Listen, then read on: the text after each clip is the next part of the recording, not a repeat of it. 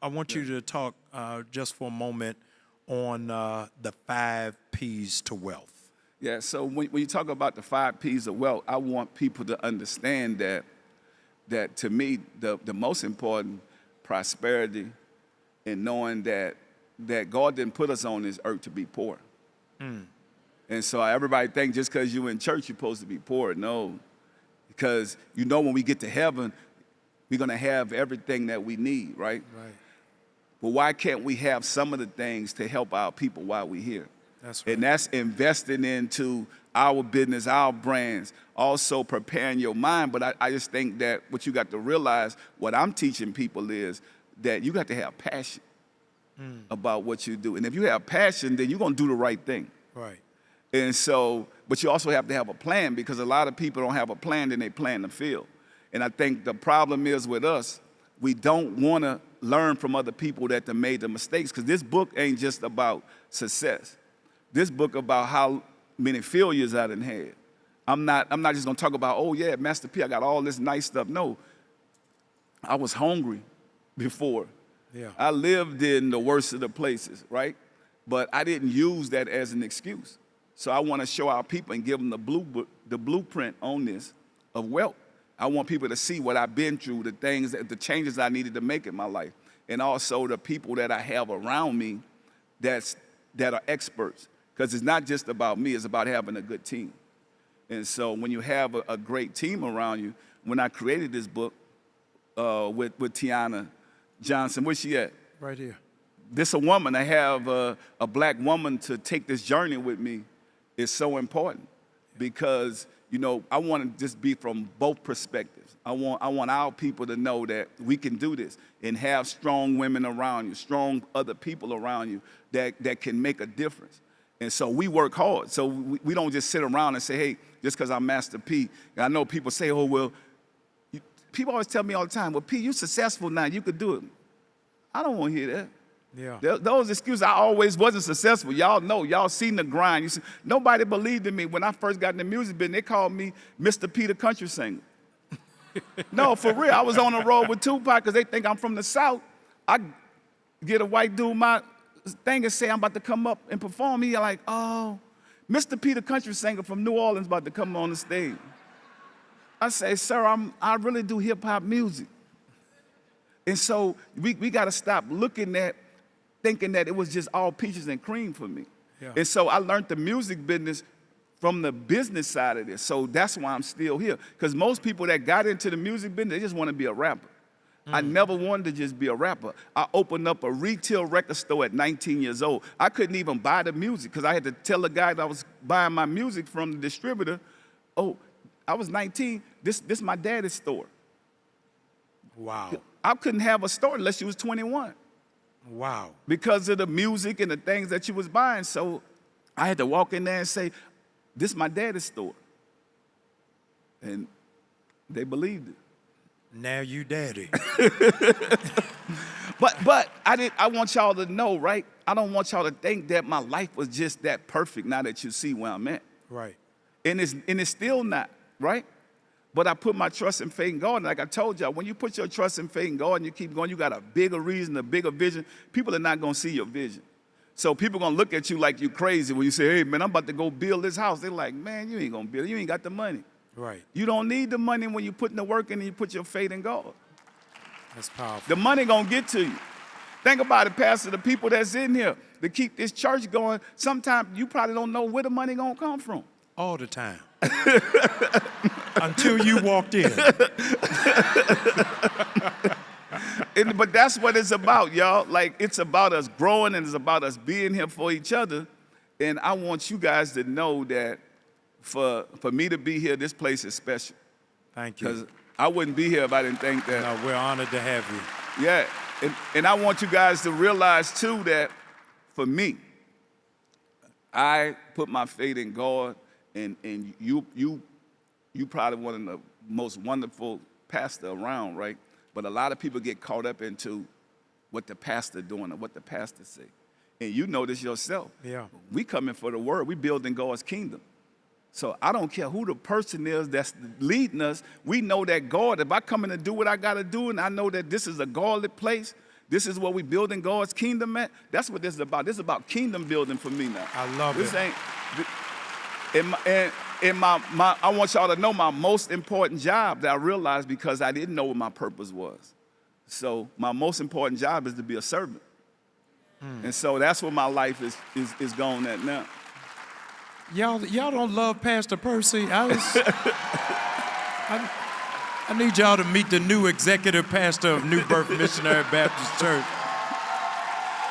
I've been looking for you for a year. Thank you. Let me say this. Child psychologists say that when we're kids, you want to be a wrestler, you want to be a fireman, you want to be a police officer, and you want to be in the NFL. Young ladies want to be a ballerina, you want to be Wonder Woman, and there comes a point in your life where somebody tells you to choose one, that you no longer have the availability of all of those things. You refuse to choose one thing. And I want you to talk about, as we close, what it means to be great in several different areas. Well, so this is what it is, you guys. I want you guys to know this, right? Go be great in something, but don't be afraid to diversify your portfolio, right? Because what happens because y'all know we from the South, the hurricane might come and wash something away. Yeah. So think about it, if you have 5 or 10 things, but you're great at that one, you put that at the top. And then it's almost like them, right? If they make a lot of money, the way to build that wealth, right? You got to take risks. So you got to invest in other things, but you got to invest in things that you love. Don't go and get into something that you don't love or it's not purpose-filled. And now for me, even though I'm getting into these other things that I'm in, but I'm saying I'm putting God in front of all these things I'm doing. And so that's why I'm able to be fruitful in it, because it's not about me no more. When I first got into the music business, y'all, I wanted to be successful. But now before I do a business, I say, God, lead me on this business. Wow. So that's the difference. And so I think when you start thinking like that, you're gonna change and you're gonna grow and you're not gonna worry about it. I just think a lot of people tell you to shortchange you or to stop you from doing or believing. Because think about it, so a lot of these companies, y'all, they are not the same. Go look at IBM, all these companies that has been created. I don't care whether it's Lambo, there was something else before they made it. So you don't really know, it's a journey. You don't really know what you're gonna be successful in, because God leading you on that journey. So you think like, I thought it was basketball for me. Right. I thought I was gonna buy my grandmother that house playing basketball. I was on my way to the NBA. When I got hurt, I had to reroute. God sent me on a different route, and I had to take that route. And so don't be afraid to take that route. I think we always shortchange ourselves because people always tell you, right, you only gonna be good in one thing. Why? Let's be honest. Why? Why am I only gonna be good at one thing? But they could be good at 10 things. Right. And so I just think when we start thinking outside the box and just thinking about things that we love, like what do you really love? And another thing our problem is, right, we only talk about us when we dead. We're not gonna show, oh man, this man is a great man, why he here, or why he's doing this. They're gonna wait till you dead to say, oh man, you know what the pastor did? He changed this whole church up. He came. Why we can't do that and celebrate each other while we're here? I want to celebrate you, my brother. That's what I want to do different. Thank you. Yes. Thank you. Yeah. I want to, in the culture and the era that we're in, I want to thank you for leading with integrity and with honor, for showing that a real man is not a perfect man, but a processing man. Yes. And for you to go through all of that in front of a world stage. Yes. And we don't have any Percy Miller parties to go to, but today we're just going to celebrate that there's no baby oil in this podcast.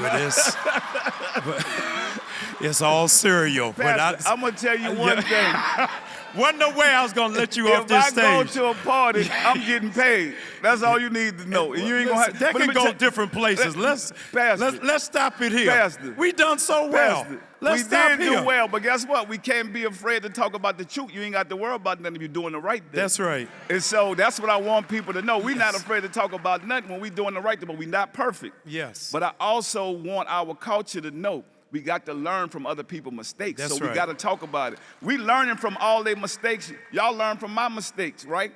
at the same time, we're not gonna grow if we don't look at the problem. And we also gotta realize, okay, what's the solution? Yeah. So, because think about it, they're bringing us down as black men, right? Yeah. Okay, so what are we doing about it? You know, we gotta do the right thing. Because think about it, anybody can say anything about you now. Yes. It's the power of the internet. And they're gonna talk about all the negative things. Nobody gonna talk about the good things that we are doing. And so we gotta stop the media from glorifying this stuff. Because think about it, if we ain't glorified, it won't be nothing. Because if I did something wrong, take me to jail. Think about it. And that's what's gonna happen. But if you didn't, we glorifying this because we want our people to not see the truth. And the truth is so many good brothers and sisters out there, but they don't talk about them, and they don't glorify that. They don't put that on the media. You're not going to see that on TMZ. You're not going to see that on the Shade Room. But guess what, Pastor? If we did something wrong, Yes. we're going to be at the first page when it come on. Think about it. Are they going to wait till we die to say, oh, man, he was a good dude, but Right. no, know what? Let's change that, y'all. We got to deprogram us. Because we play into it. We don't need to click on this stuff if it ain't right. Because they setting us up to get paid off for us. So